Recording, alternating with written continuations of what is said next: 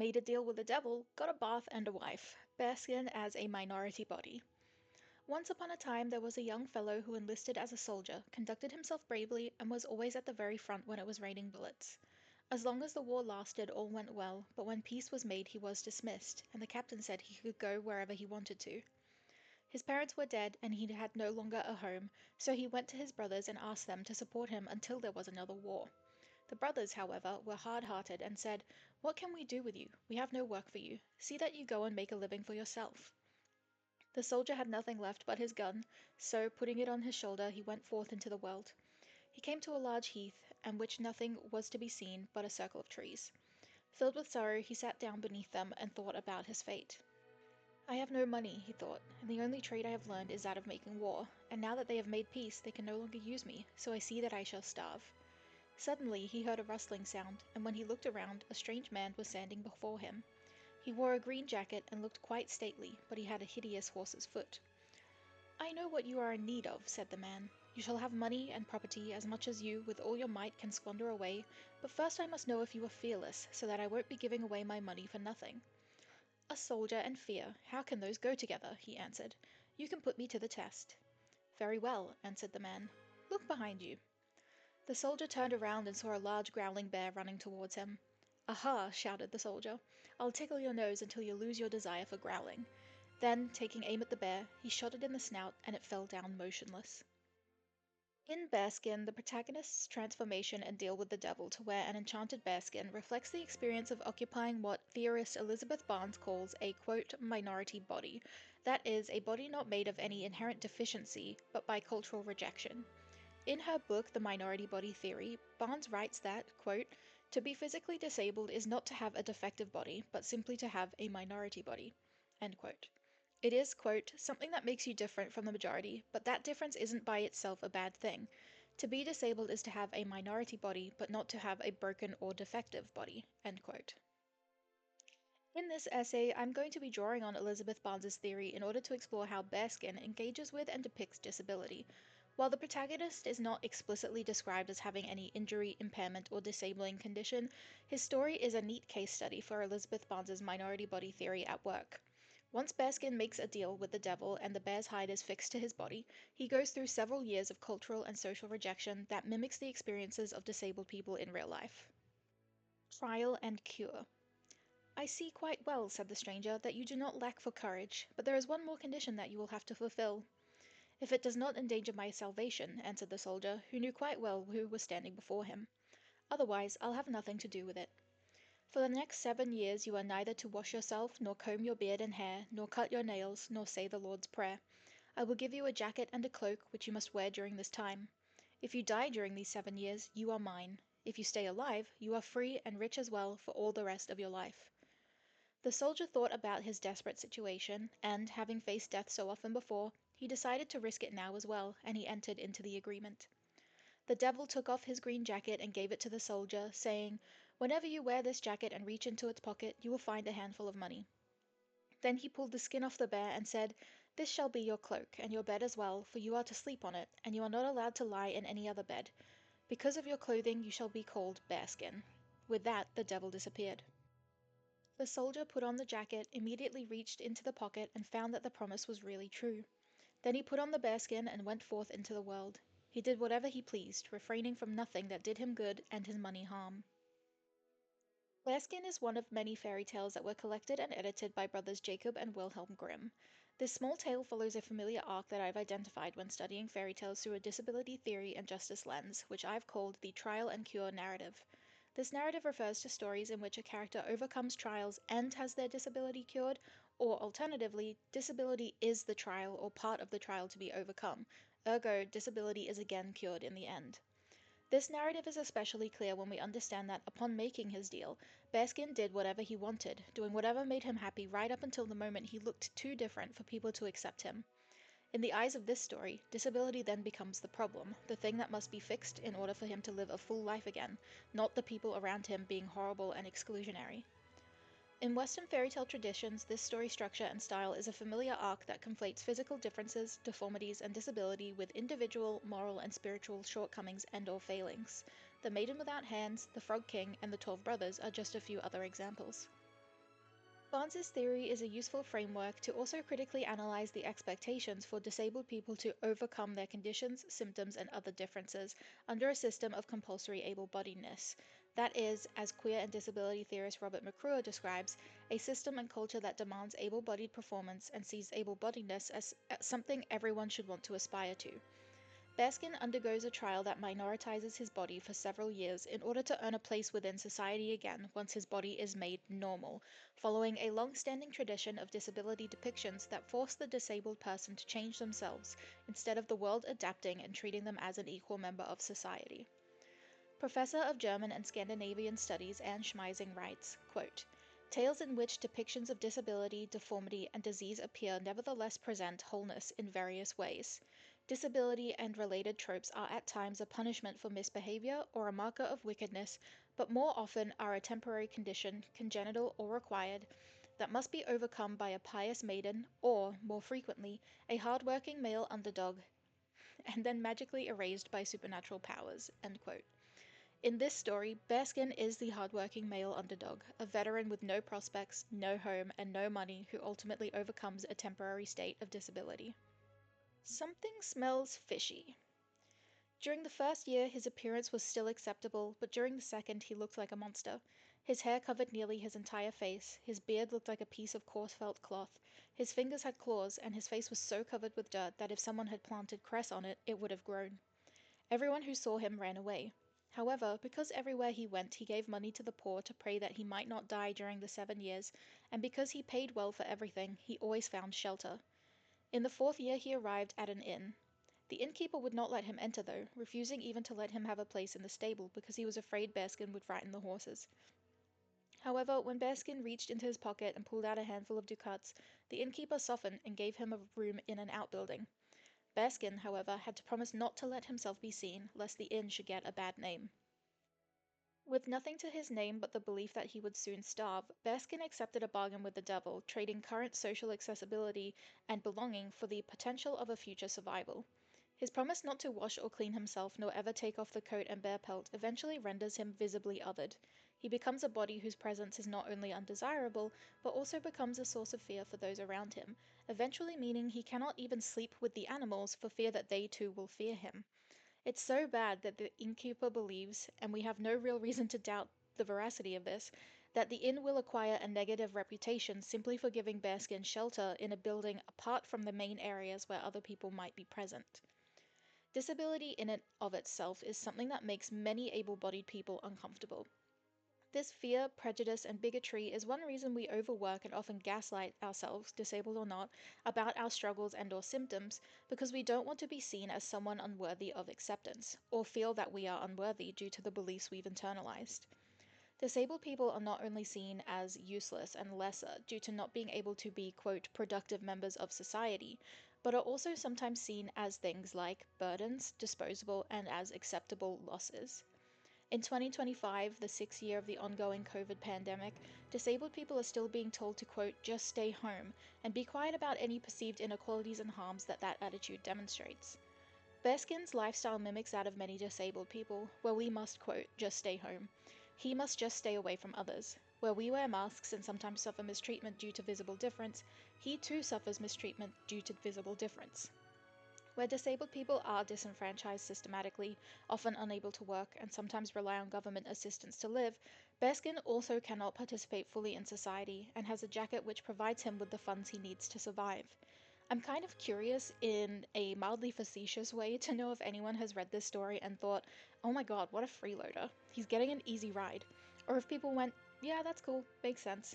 The money in the jacket is instrumental to his survival.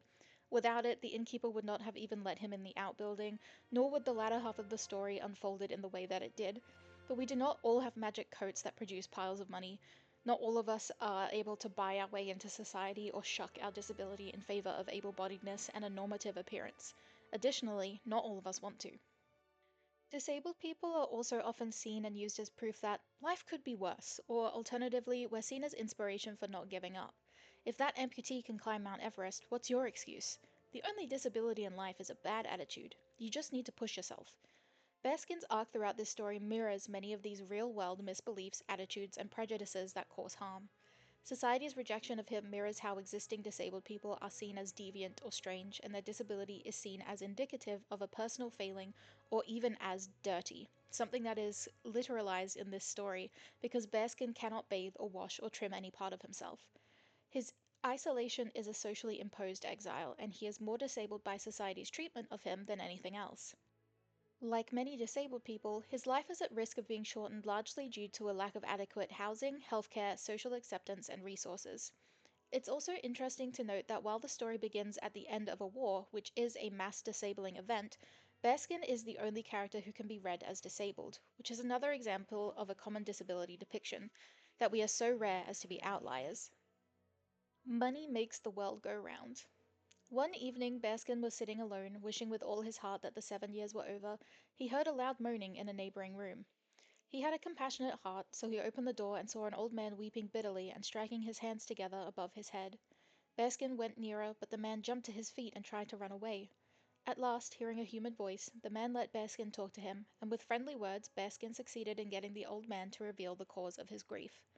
Slowly but surely the old man had lost his wealth, and now he and his daughters would have to starve. He was so poor that he could not pay the innkeeper and was to be sent to prison. "If that is your only problem," said Bearskin, "I have money enough." He called for the innkeeper and paid him, and then put a bag full of gold into the poor man's pocket. When the old man saw that he was freed from all his troubles, he did not know how to show his gratitude. "Come with me," he said to Bearskin. "My daughters are all miracles of beauty. Choose one of them for your wife. When she hears what you have done for me, she will not refuse you. You do look a little strange, to be sure, but she will put you in order again." This pleased Bearskin well, and he went with the old man. Despite his mistreatment and ostracism, Bearskin maintains a compassionate heart and readily pays for a poor man's food and lodging, as well as puts an extra pouch of gold in his pocket, saving a stranger from prison and his family from poverty. Even while Bearskin is finally actively lamenting his current existence, he continues to be, above all else, a good man. Given the appearance of the literal devil in the story, I'm inclined to think about the common depiction of disabled people as almost, if not explicitly, saintly or holy in some way. Despite their hardships, they remain ever patient and ever kind, even when everyone around them treats them with disdain and actively harms them. And it is, of course, their good nature that eventually leads to their successful transformation into somebody non-disabled. So Bearskin helps this stranger even when they initially leap up and literally try to run away from him.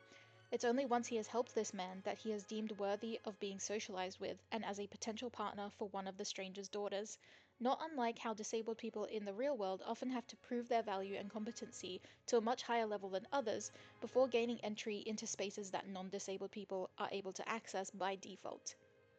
Oftentimes, we also have to go above and beyond even non-disabled expectations in order to prove that we deserve access in the first place, and I feel this is a relevant reading of this story too. As such, through the minority body theory as well as the social model of disability, we can understand that Bearskin's exclusion is not a personal failing, but a reflection of how society treats bodies that defy our socially accepted ideas of normalcy. Getting the girl. When the oldest daughter saw him, she was so terrified at his face that she screamed and ran away. The second one stood still and looked at him from head to foot, but then she said, "How can I accept a husband who no longer has human form? The shaved bear that was once here and passed itself off for a man pleased me far better. At least it was wearing a hussar's fur and white gloves. If ugliness were his only flaw, I could get used to him." The youngest one, however, said, "Father, dear, he must be a good man to have helped you out of your trouble. If you promised him a bride for doing so, your word must be kept." It was a pity that Bearskin's face was covered with dirt and hair, for otherwise they would have seen how his heart laughed within his body when he heard those words. He took a ring from his finger, broke it in two, and gave her one half. He kept the other half for himself.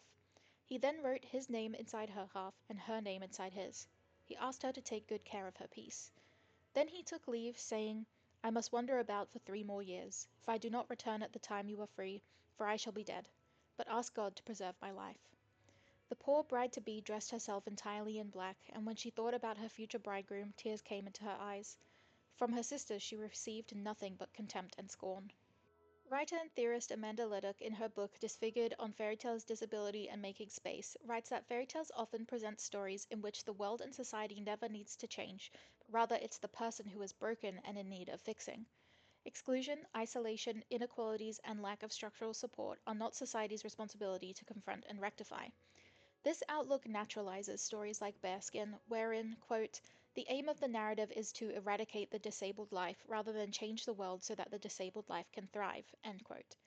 Bearskin's 7 year hardship is framed as a moral trial, fitting the trial and cure narrative I named earlier.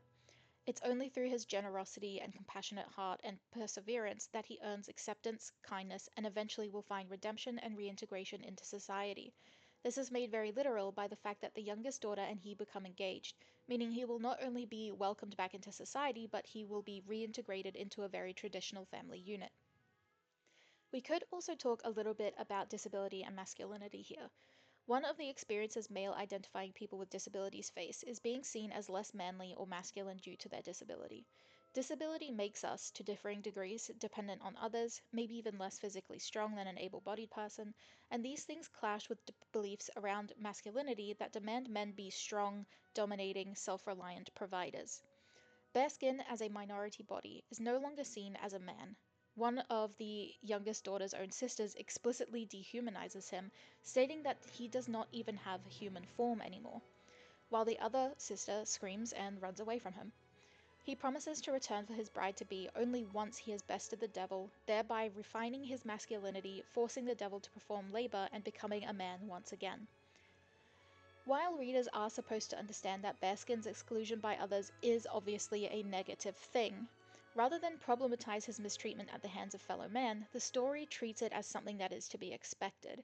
And it's not exactly unrealistic for disabled people to experience exclusion, dehumanization, and violence, but Bearskin is never given any agency in confronting the prejudice he faces, let alone really expressing or experiencing any emotions or consequences related to it, nor are readers allowed to see the other realities of living as a minority body. It is my view that this story renders Bearskin as quite a passive vehicle for the story and its morals. Disability is quite often used as narrative prosthesis, that is, a narrative tool used to drive the story and as a metaphor or as a meaning making tool first and foremost. It's only when Bearskin is wishing for the 7 year trial to be over that we actually get any sense at all of how he's feeling about his circumstances. Additionally, the moral of this story is ultimately that the minority body, Bearskin, must endure this exclusion and injustice until/if they are to prove their worth. Hardship in the trial and cure narrative is a test, and social acceptance is very conditional rather than inherent. Ultimately, the only reason Bearskin cannot participate fully or equally in society is because of other people's reactions to him. The only character who really sees past his condition is the youngest daughter, who agrees to marry him for two explicit reasons. First, Bearskin must not be that bad of a guy if he helped her father in the way that he did, and this act of kindness contradicts his monstrous appearance. And the second, her father had already given his word, and she is quite literally the last daughter left who can help him keep it. While this makes Bearskin very happy, this reaction is not externalized or visible due to the dirt and hair masking his expressions. Though we know he can still talk and express himself in other ways, the story seems to go to lengths to show us that his experience as a minority body is an obstacle to being understood even in this way. I also think a potential reading here is that he could never be truly and wholly happy and seen and understood until such time as he is made clean and normal again, especially given pervasive socio-cultural beliefs that disabled people can never live fulfilling and happy lives due to the perceived inherent tragedy of their conditions.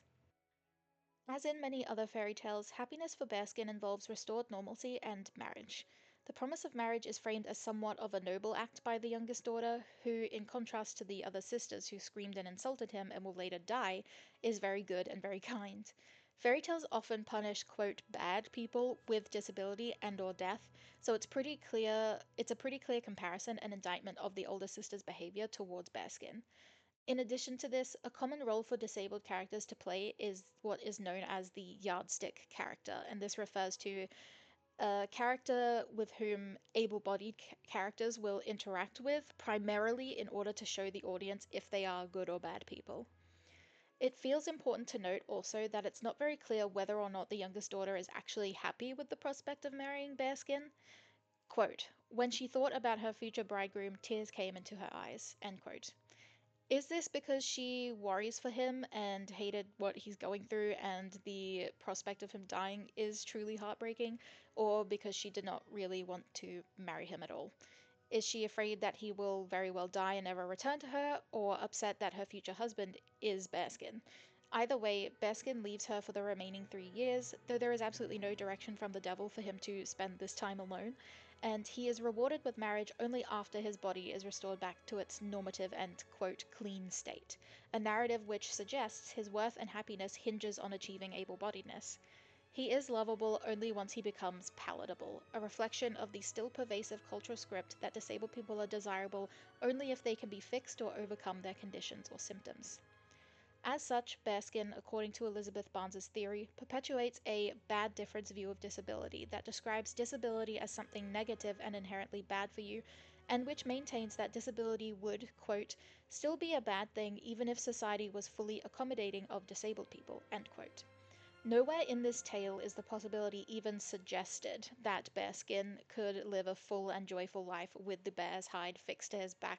The only alternative to besting the devil's bargain and completing the temporary trial of disability is death. Shedding of the skin. Finally, at dawn on the last day of the 7 years, he went once more out to the heath and seated himself beneath the circle of trees. Before long the wind began to howl, and the devil stood before him, looking at him angrily. He threw Bearskin's old jacket to him and demanded the return of his own green one. "We haven't got that far yet," answered Bearskin. "First of all, you have to clean me up."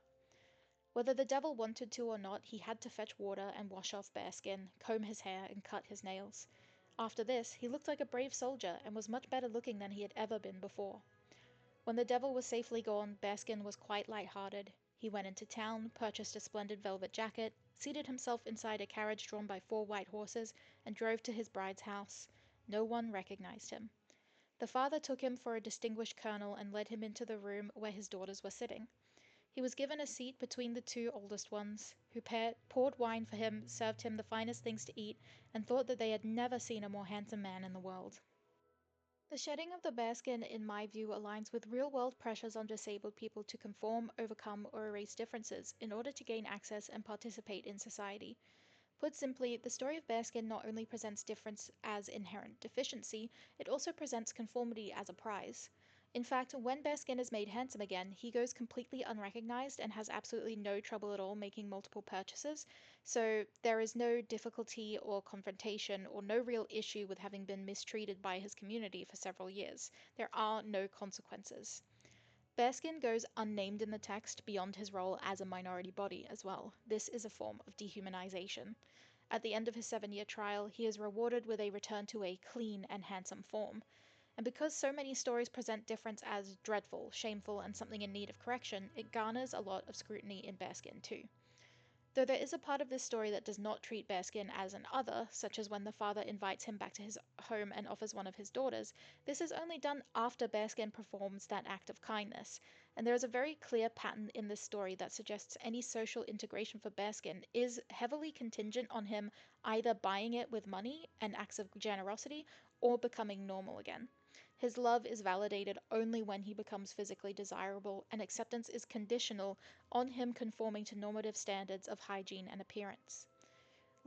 Between bodily difference and evil, immorality, and sin is a long-standing idea and misbelief that shows up in a number of fairy tales. In fact, it's an idea that still persists into our current media landscape and continues to stigmatize real-world disability. In this story specifically, these misbeliefs, which suggest disability or difference is unholy in some way, can be read from the fact that it is the devil specifically who appears to Bearskin, offers him the trial, and makes him a minority body and then cures him. Similar ideas are often found alongside this one, linking disability and bodily difference to other bad things like danger, failure, and tragedy. Disability in this case is a temporary trial to be overcome, a dangerous consequence of failure to live up to a bargain made with the literal devil, and one that would be something of a tragic ending for the hero of the story, aka a veteran with no family and no prospects, an underdog. Disability being utilized as a test of character is not uncommon in fairy tales, with many potentially echoing ableist ideas that disability, chronic illness, and bodily differences are evidence of moral, physical, and spiritual failings. Speak of the devil. I actually think it's super interesting in this fairy tale that the devil is the only sort of person who does any kind of labor for Bearskin specifically. If you paid attention to the original wording of the deal, the devil declared, quote, You are neither to wash yourself, nor comb your beard and hair, nor cut your nails, nor say the Lord's Prayer, and so on. So this means that the only one who could not wash Bearskin or comb his hair or clip his nails was himself. Perhaps this is why, near the end of the tale, Bearskin tells the devil, the literal devil, to wash him and make him look presentable again. Bearskin was never told he could not ask another person to bathe him or cut his hair and nails and work out ways to help him live a relatively normal life with the hide of a bear fixed to his back, and there are three thoughts that I would like to explore in relation to this fact. Thought 1. What is the story saying about different bodies by having any and all labor designed to help Bearskin be performed by the devil specifically? I kept thinking about the nature of asking the devil to perform the kind of labor that Bearskin asks him to perform. It's not just a case of filling a bathtub with hot water. The devil actually washes him, cuts and combs his hair, clips and cleans his nails. Actions that could be considered both somewhat intimate and also degrading to a hugely powerful figure like the devil.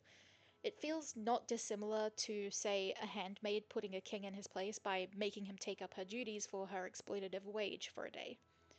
Thought number 2. Why doesn't Bearskin ask for help from someone who isn't the literal devil? Given the way everyone in this story acts, and also acknowledging that this is quite a short story with a narrow perspective and very few characters, it seems like you could read in an implied system of compulsory able-bodiedness and general ableism from the community around him. Bearskin returns from fighting a war only to have his siblings refuse him shelter and refuse him work, leading to a situation in which he was ripe for being taken advantage of.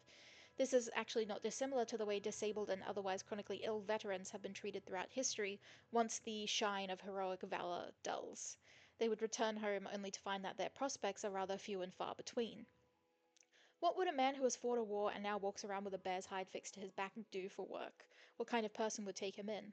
We see that Bearskin is taken in through the story in the sense that he is given shelter, but only after money has been exchanged.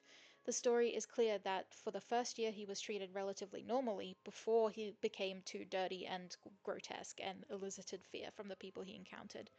In a world that takes one look at you and calls you a monster, hello Shrek, do you choose hyper-independence and isolation, or does it become an adaptive preference as a survival technique? Choice is somewhat illusory in the context of such inequality because choices are structured by oppression.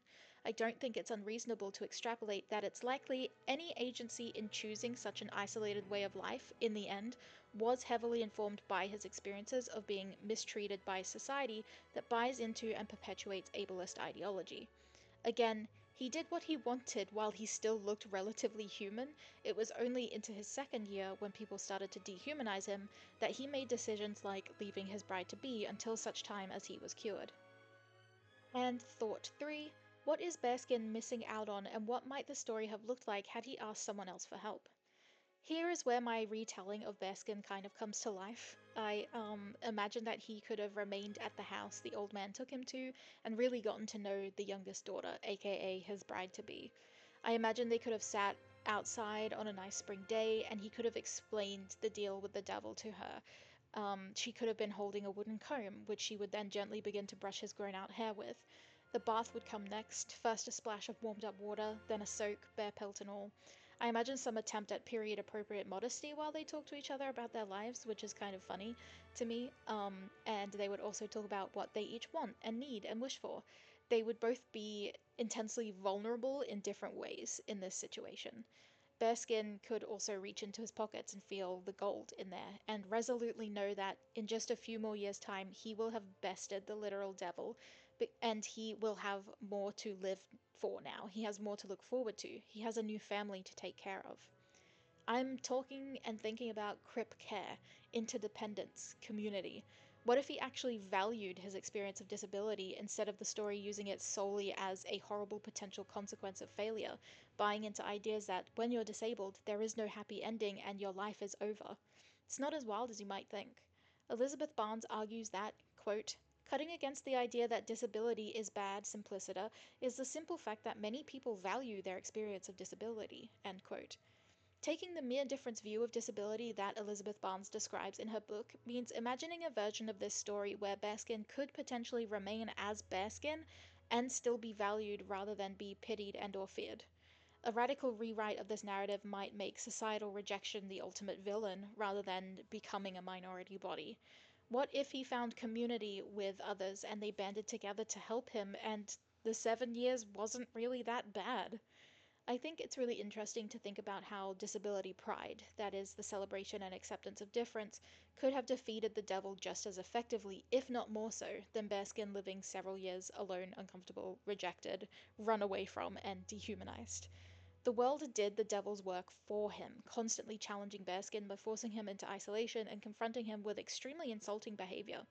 And isn't it bad that most people in this tale are technically doing the devil's work for him? Why is this never problematized?